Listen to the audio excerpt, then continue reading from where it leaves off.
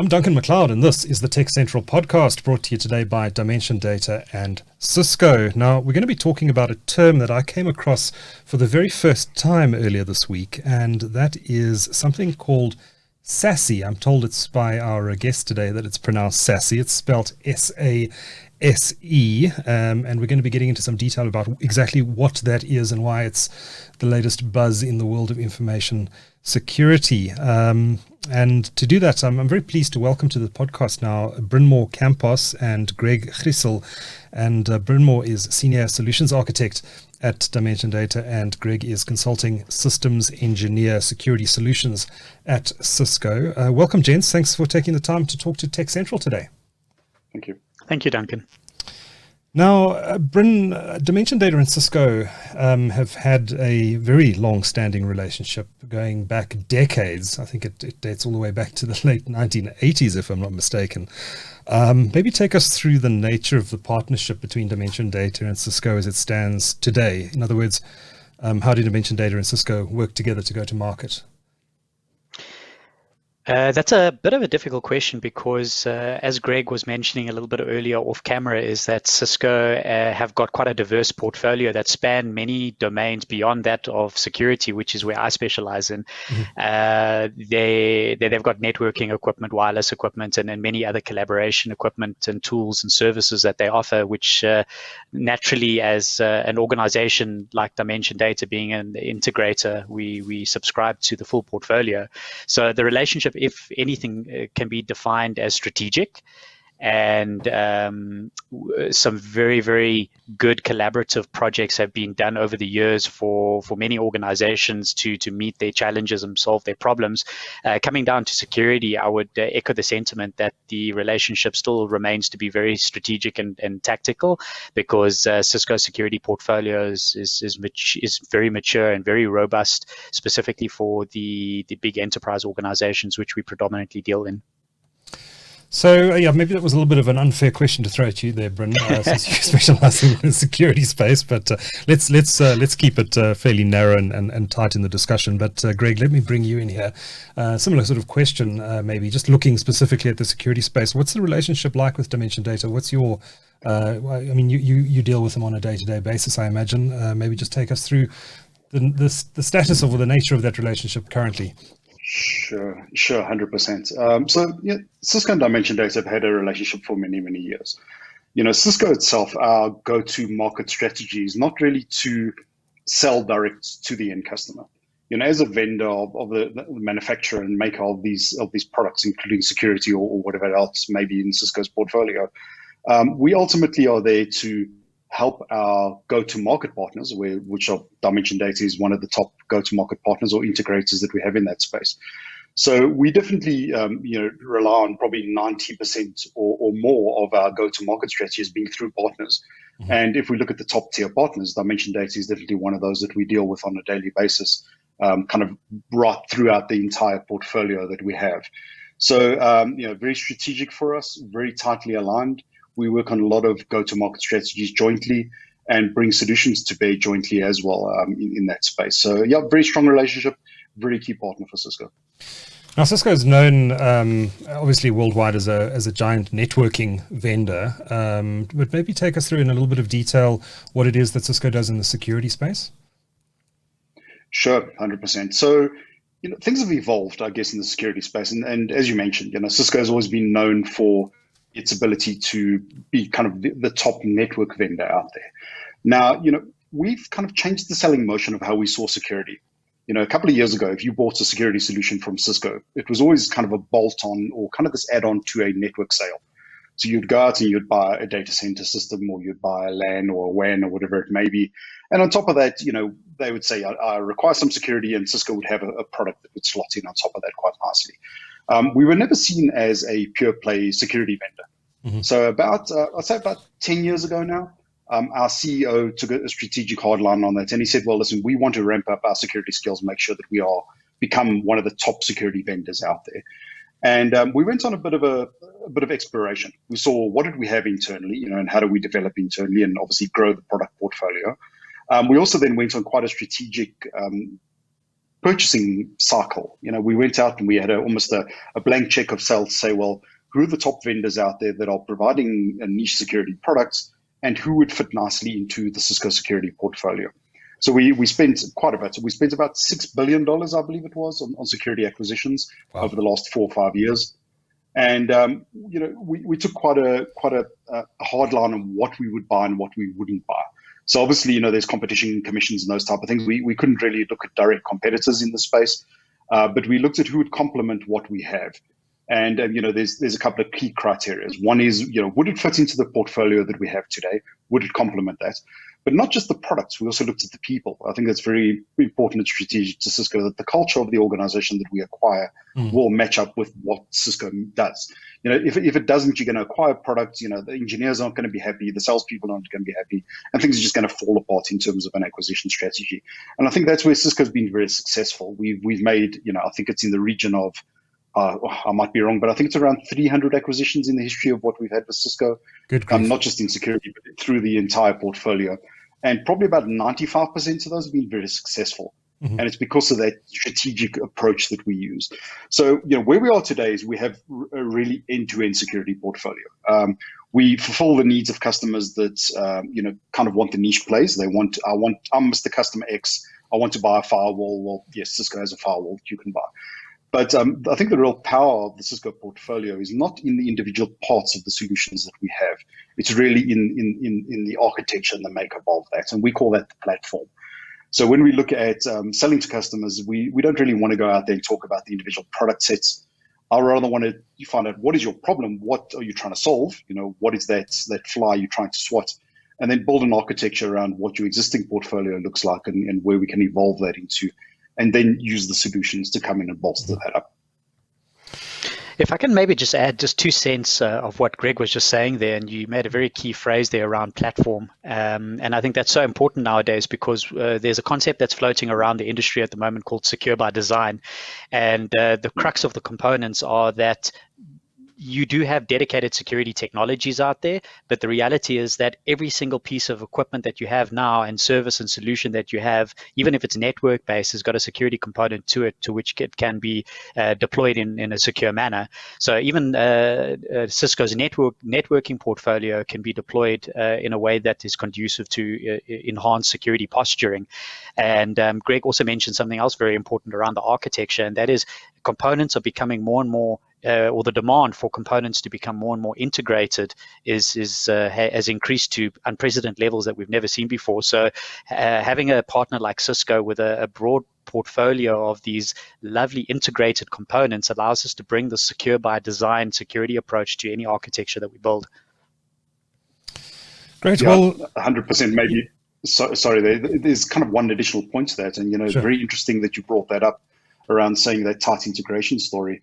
And I think something it's quite important to mention within the market space, irrespective of who the vendor is.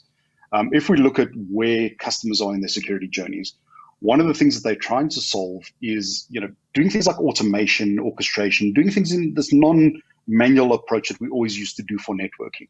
And security is no different. And the problem is, if you're doing things in a very piecemeal way with these loosely coupled components, you never really get to a point of where you can say, I have an integrated solution. And that's one of the things that Cisco's tried to meet with this platform approach and saying, well, yeah, we can actually sell you an end-to-end solution set that will raise your security posture and make it easier for your operations teams to do things on a daily basis and kind of take away that IT burden that we always see. IT is always this burden, security is always this barrier to entry of people using it. And it's always a kind of this grudge sale. We don't want people to use it as a grudge sale. We don't want to have security because we have to have security. We want to have security because it's going to enable the business and just make things easier to work. Yeah, I suppose reducing that friction and inefficiency and time spent by people in the IT department focusing on security issues, because it's something you can't ignore, but it's also something you don't want your IT department investing all of their time in. Spot on. So, Sassy, I'm still struggling to call it that, but I'll get there. Sassy, or SASE, it stands for Secure Access Service Edge, Bryn. What does the technology, if I can call it a technology, do exactly? Where did this concept come from, and what challenges does it solve? Yeah, with pleasure. So you hit the nail on the head. SASE stands for Secure Access Service Edge. Like all 3 or 4 letter acronyms in the security world, there is a meaning behind it. And I think also in the security world, something else is that this is not really actually new to the security world. It's just, it's interesting. SASE is actually, it's a convergence of a whole bunch of services that have migrated their way to the cloud to be delivered from the internet, and they've come together under a single platform or service model called SASE. So if you were to think, for example, traditional things like your firewall and your antivirus and various other security controls, we call them security controls within your organization, as time has gone by, these security controls have been made available in the cloud as a service, and organizations, instead of subscribing to 7 or 8 or 9 different vendors worth of technology in the cloud and having to try again figure out how to integrate these together, you got vendors like Cisco and so forth that have this platform play where they take their service portfolio into the cloud and make it available as a platform or a cloud delivered service model, and that's the crux of what SASE is. Yeah, why is it important? The long and short of it. Why is it important? What does it help companies to do? Well, it actually helps companies migrate the dinosaur way of how they've approached their networks. I mean, I think a good story to start with is right at the beginning. When you talk about a traditional customer or enterprise data center, for example, a lot of the services which they delivered through to their users and to their customers resided in their data center, which means that all the security controls and the services were all there in the data center in server racks and easily accessible from inside the network. Now, what that means is that the traffic mix within that network was about 80% was internal traffic, and only 20% of it was actually going out to the internet, because we didn't have anything in the cloud that we needed to access at that point in time. I'm talking years back now. And please don't hold me to those numbers. They're illustrative, not factual. What ended up happening now is a lot of these cloud services became available, and I'll throw some more 4-letter acronyms at you. We've got SaaS, we've got IaaS, we've got PaaS, we've got private cloud. All of these have meanings to them, but the reality is that these are all services that have been made available in the cloud, and customers then took services out of their data center and put them in those cloud platforms. Inevitably, what they ended up doing is they changed their traffic mix from a 80% internal traffic and 20% network traffic to the complete flip, which is 80% of what they were accessing was now in the cloud to the internet, and 20% of it was internal. Now, that created some challenges. And the first challenge, obviously, is now you've got a decentralized way of containing your security, because let's use something that everybody would understand, something like Dropbox, for example. There's no firewall and control that sits in front of Dropbox for you as an organization to now control what your users are storing on Dropbox, for example, as a platform. So what SASE brings to the table is it brings that secure access edge, which allows you to now funnel your users through a content inspection point for all those security controls that you would traditionally have in your data center to be applied, so that those users can then access the information in the backend in a much more secure way. Another challenge that it meets, which is interesting, because the pandemic that we have about us actually accelerated this whole thing, and that is remote workers. Not only do you now have enterprises that are incredibly distributed, accessing cloud services in ways that we've never seen before. For example, instead of using big, heavy, expensive MPLS networks, they're now directly accessing the internet, but now need to have a security control because the internet's untrusted. But you've also got all these workers that are sitting at home on their laptops and so forth, and you need a central point to be able to actually inspect their information, make sure they're secure before you start delivering them the information that they've got. So that's kind of just a quick story on the evolution of where it started and where it is now and why it came about and the challenges that it meets. It predominantly meets the challenge around decentralized networks and protecting traffic from multiple locations to the cloud edge. And when I mean multiple locations, it's all those users sitting out there at home and all those branches now in very distributed environments. Yeah. So Greg, is this sorry, jump in, please. No, please. I think one of the other drivers that we've seen behind this, there's kind of a few extras if we think about it. Brynmor specifically mentioned things like these branch locations, these distributed locations. I think one of the other market drivers that we've seen behind this is definitely the commoditization of let's call it the underlying infrastructure, or that barrier mechanism of how I get things from point A to point B. If we think about the way the internet has evolved, all of the things that most organizations are doing these days are really related to using the internet as that underlying infrastructure. In the old days, if I was a bank and I built out a WAN infrastructure, I would go to the service providers, I would buy a MPLS-based network, and I would run my branches on that dedicated network specifically for that. A lot of those guys have discovered now that, hey, I can probably get a fiber to the home or fiber to the business, the type of connection through an internet service provider at a tenth of the cost of what I could from those service providers before, or maybe even less. And it's probably just as reliable, and I'll probably get more performance out of it anyway. Mm-hmm. So they then thought to themselves, well, okay, now it's great. Maybe I can just connect my branches up to this new, let's call it this new internet WAN. And we had a stage a couple of years ago where we used to call this technology something like an RWAN type of technology, saying the internet as a WAN.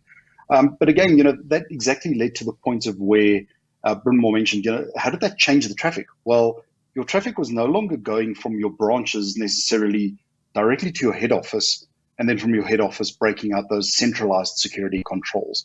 And that created a problem for security professionals. It's like, well, I want this convenience of the networking, that I can have a direct internet access or a direct breakout at a cheaper cost. But now what you're saying to me is I need to now put security down at each one of these points to make sure they're secure. And that just doesn't, it's not sustainable. You can't do that. So, one of the ways around that was people were always backhauling traffic. They'd always say, well, okay, I connect my branches. I've got this cheaper transport mechanism, but I'm still connecting them back to the head office. So have I really solved any problem? Well, probably not. Now they're saying, well, okay, I want these DIAs or direct internet access breakouts. I want the guy sitting in the branch, if he accesses something like Office 365, just go directly to the cloud. Just get that. Brynmor used the example of these cloud storage platforms. Why should I bother backhauling that when I could just have a direct access experience for the user? But then the flip side is the security, right? So if we put the security in the cloud, well, we start to solve some of those problems. I can centralize the service, have it globally available at distributed points around in the internet, make sure that people access that in the easiest available method, irrespective of what that barrier method is, whether it's an MPLS network, a 4G, 5G, whatever it is, a public internet service. It doesn't really matter as long as they have a connection to that available service, such as you would see now with the Azures and the AWSs. It doesn't really matter as long as that service is living there and you can access it. All the better. So moving those security services towards that centralized point just made a whole bunch of logical choices for people. And also the other thing around it is some of the commercials. If I can centralize the services, have them available somewhere, and probably just buy them on demand, I think that's quite important. Especially we saw with the pandemic right now, is where we saw the sudden explosion. I went from having 100 remote users now to having 10,000 remote users. If I'm consuming a security service through a provider and I suddenly now need to add to that, buy more hardware, do I buy more licenses? It becomes worrisome to me as an organization that how do I grow my own infrastructure to cater for that? Whereas if it's a service that you're just simply purchasing, you just say, hey, Mr. Service Provider, I need this now at 10,000 user level or 50,000 user level, and I'll just pay the additional cost and you provide me the same service that I've had at whatever appreciable cost, without having to worry about the infrastructure and the power and maintenance and all those other things that goes with it. And Greg, I think one of the things that have really frustrated organizations as well, I've got a bit of a saying: the bigger the organization, the bigger the ship, but they tend to have a smaller rudder, and it just means that they are a lot less agile to adapt to the changing environments around them. And we're in a day and age now, a digital day and age, where you need to be able to be agile enough to bring services online in a very quick and effective manner.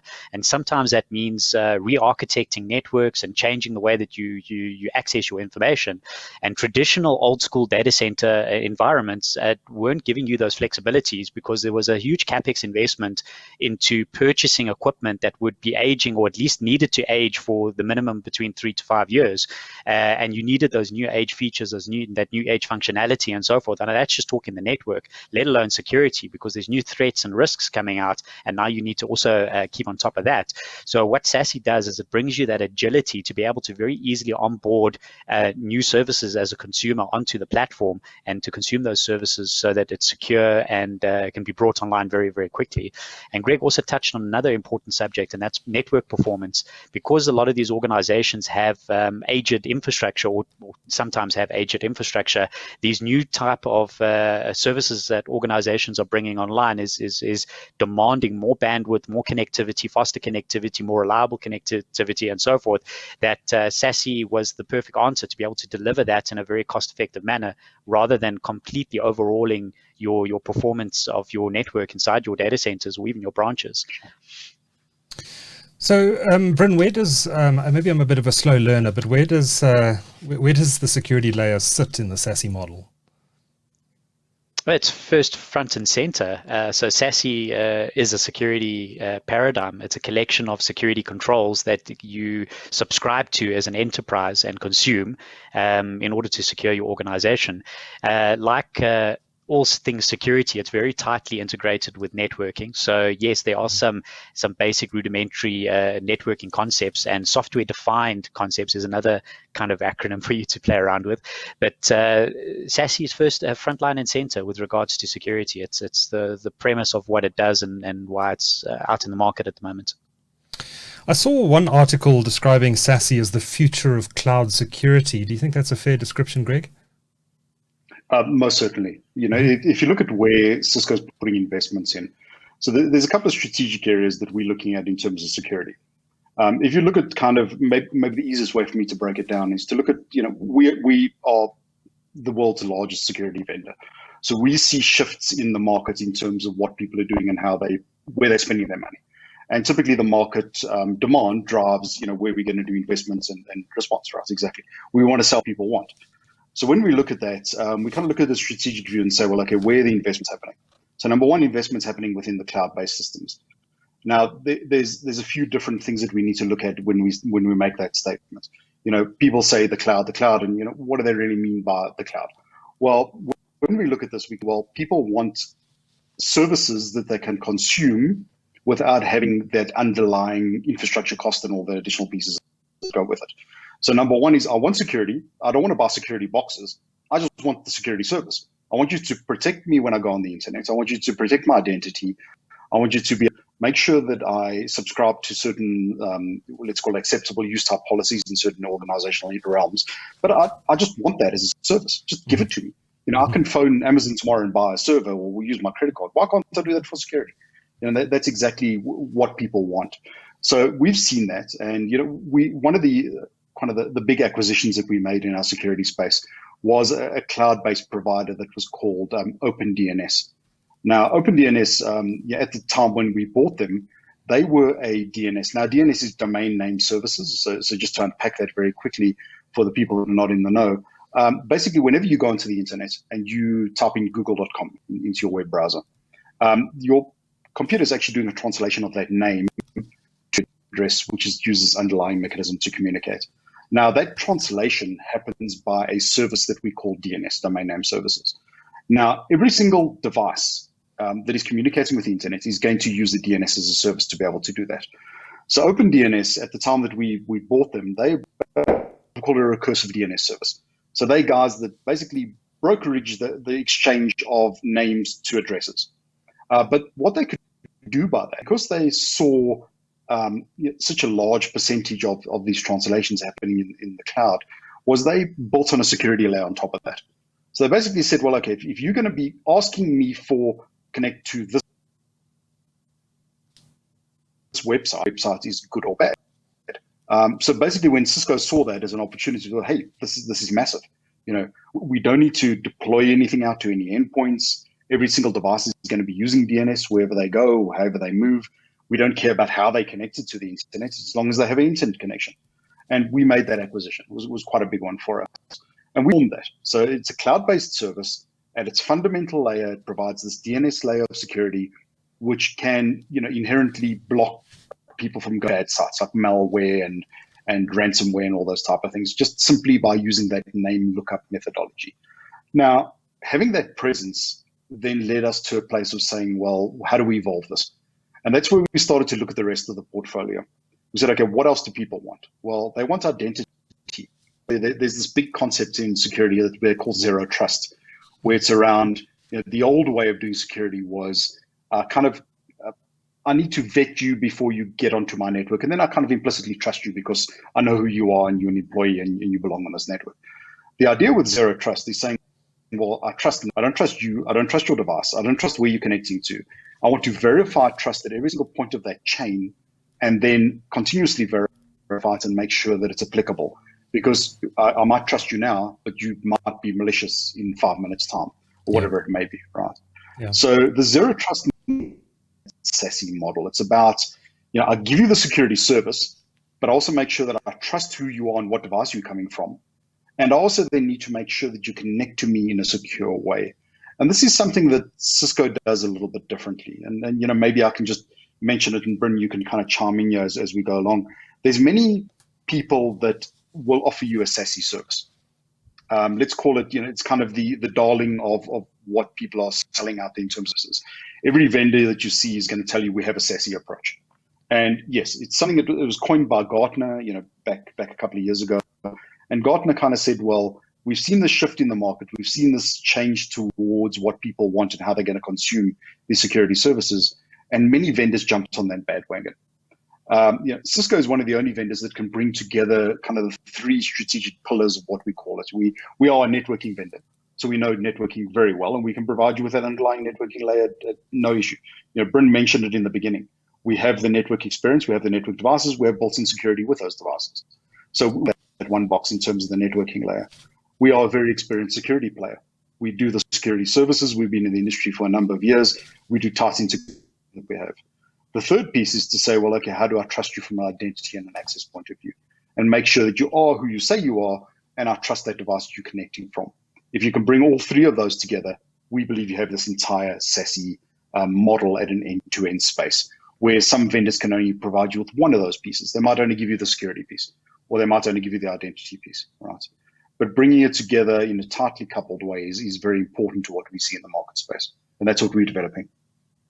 And Greg, I'm so pleased that you mentioned zero trust security or zero trust protection, because understanding the identity and constantly and consistently understanding the identity and interrogating that identity is so important. Because as you can imagine, as a lot of enterprises take services to the cloud, those services become very readily available. You have to understand what you're doing is you're taking a server, putting it on a platform like Microsoft's Azure, Amazon Web Services, or Google Cloud, and you're exposing it to the world. So you need to 100% certify that you understand exactly who's connecting to you from what device and if they're even allowed to connect in the first place, because the whole world has visibility to that service now. So I'm very glad that Greg mentioned zero trust security, because that's kind of one of the core competencies of any SASE solution, and what really separates the men from the mice, I suppose, because identity is so crucial in this market. Now, have you, you touched, Bryn, on the lockdown and the work from home measures and how this has changed traffic flows across companies' networks. Is this, do you think this has dramatically accelerated the discussions around Sassy as a model in the South African context? Are big corporates here approaching Dimension Data and Cisco to have these conversations with you now? Most certainly. So when you start talking about the adoption of cloud or cloud migration or cloud journey, and every enterprise has different names for it, it was something that was going to happen inevitable. And the reasons behind that was because of cost savings, because of availability of service, and a whole bunch of underlying factors. But then the pandemic hit. And what the pandemic did is it changed the way in which we interface into our data.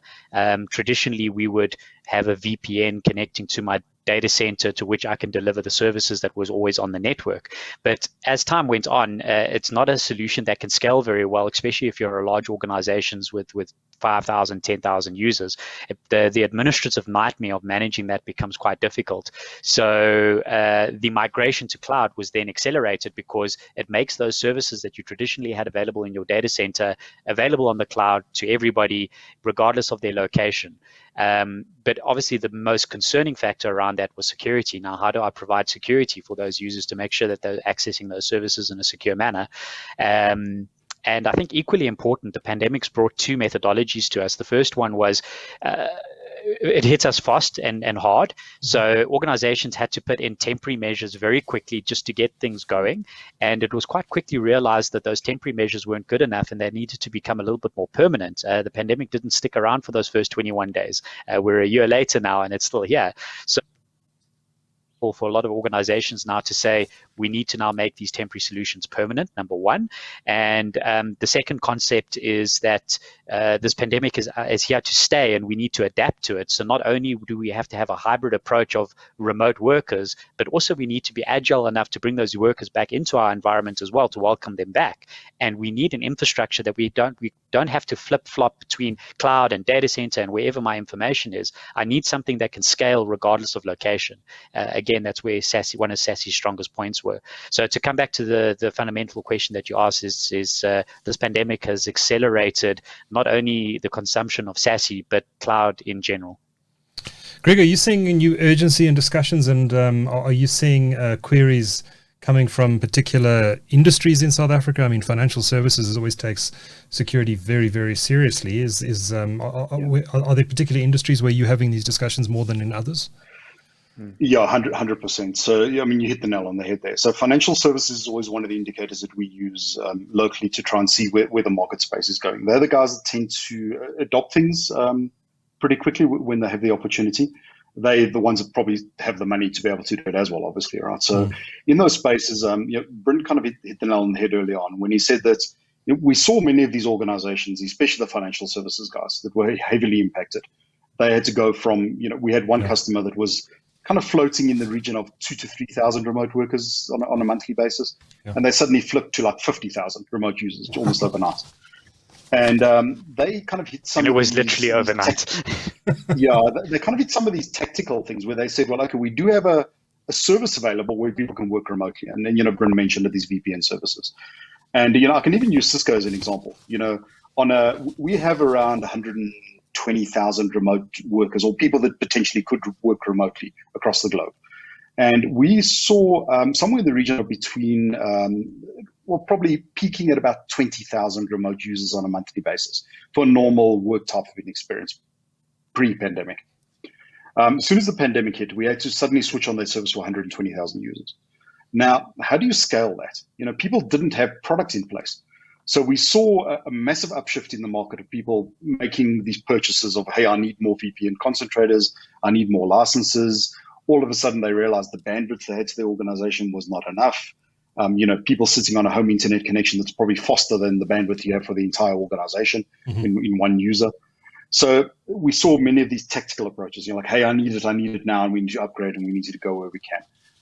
As this journey's gone further, people have taken the strategic approach, as Bryn mentioned, and said, well, how can we do this better? And the way to do that better is to do the cloud adoption. And, if you're looking at it from a security perspective, that's exactly what Sassy is. It's taking that experience of what people have done with the traditional networking as a service or application as a service or whatever those other acronyms that we use in that space, like the AWSs, the Azures, the Google Clouds, etc., and saying, well, hey, if you can do it there, you can do it for security. And all the better. I don't need to upgrade my infrastructure anymore. The guy can buy his own VPN or his own internet connection at home. I just simply pay that bearer cost, which is probably a fraction of what it would be to upgrade the entire infrastructure. And they just simply purchase the security services that I need on demand from the cloud. And I can scale that up and down dynamically as I need it. Today we might need 50,000 users for organization. Maybe in a year's time, we don't need that, and we scale back down to the traditional, 1,000 to 2,000 per month type of a scale. Right. And this having it available as a service, a SaaS-based service, is just so much easier. There's nothing for me to worry about. I just tell my service provider and I buy it for a period of time and off I go. Any final thoughts before we wrap up? Bryn, how do you see the space? I mean, we're still in a lockdown right now. We're in a harder lockdown right now, level 3. Many people working from home. I'm amazed. I was actually driving at rush hour on the N1 here in Johannesburg the other day, and it was pretty much empty at about 5 o'clock in the afternoon, which I thought was incredible. So a lot of people working from home. Hopefully that's not a sign that people have been laid off. Hopefully they're ensconced in their bedrooms at home doing work. But Bryn, how do you see this space developing in 2021? Let's assume the vaccine rollout is successful and hopefully COVID is a a thing of the past by the end of this year. Do you see this, the discussions, the talk around Sassy still being so urgent going forward? I definitely see it being urgent. I also see it being accelerating as well. Many of the concepts that we've discovered or discussed today with regards to the future of how we handle not only the pandemic, but access to information and making it more readily available, making those collaboration tools a lot more available. The Sassy is going to be with us for a while. What I do believe in 2021 is that user or enterprise education around what Sassy can bring and the benefits that it would bring, that will be a big driver, because right now I don't believe many organizations actually understand Sassy the way that maybe some of our specialists do. And the reason for that is just because Sassy has always been around, and various vendors have now gone and made their own definitions of what it should be. Right. And it takes a player like Cisco, who's got proper vision with regards to the three core critical pillars of what actually makes a Sassy solution what it is, to actually integrate those components together and make it available. As Greg was mentioning earlier, you've got some vendors that are offering some but not all of the security controls, some which are not in context to the organization that you're running. So you may be investing into a Sassy solution that actually is not going to deliver anything remotely what you were expecting it, just because you had a perception of what you were expecting. So user education around Sassy, I think, is going to be quite important. And then the other thing is the contestation with regards to, always with security, is weighing the risk mitigation versus the cost, right?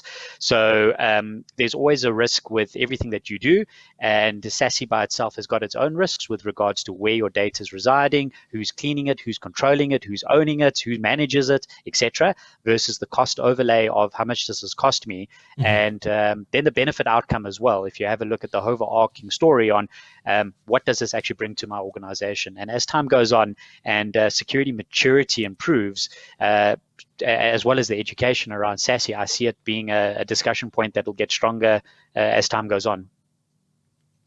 Greg, final thoughts from you? Yeah, I think, again, just echoing what Bryn said over there. I think, what we're seeing fundamentally shifting in the market space is kind of something that we would almost echo as being a journey. Sassy is something that's been constantly redefined. Different vendors have different approaches into how they are seeing Sassy. It's kind of a market definition. Cisco sells it as what we call a secure internet gateway service. If someone asks us, do you have a Sassy-based service? Well, yes. The market definition says Sassy. Our product is X that'll meet those requirements. And as Bryn mentioned, we're one of the only people that can meet those three critical pillars, the connectivity, the security, as well as the zero trust models that go with it. And I think what we're going to see is, as the market shifts, people are going to adopt new ways of working. We might be forced to do it now, but I think we're seeing many conveniences to it. I personally, myself, I always was empowered by Cisco as an organization to work remotely. And I actually have really adopted it. And I believe that I would probably prefer this as my primary work method. And I think we need to see organizations evolving to do that.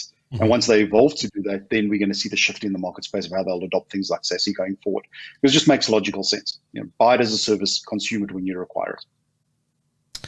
Fascinating discussion, gentlemen. Greg Griessel is Consulting Systems Engineer, Security Solutions at Cisco, and Brynmor Campos is Senior Solutions Architect at Dimension Data. Thanks to both of you for sharing your insights with us today. Thank you, guys. Much obliged, Duncan. Thank you for the opportunity.